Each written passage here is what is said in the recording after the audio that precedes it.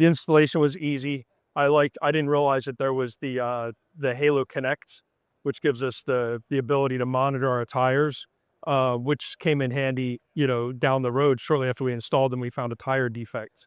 So that was what I really liked about it, was the ease of installation, the lack of air hoses going everywhere throughout the trailer or the truck.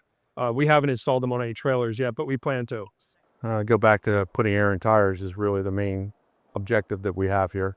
And we've run tire inflation systems on trailers, but there was never anything really good for tractors. Some people have tried it, and we've tried it through the years in different ways, but nobody has really a good basic, like almost maintenance-free way of doing this.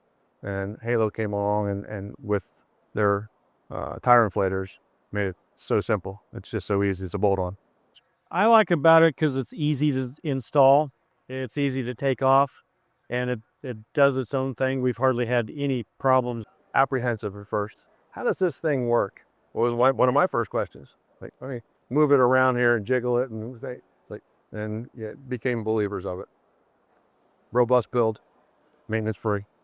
They're reliable, and so we love them.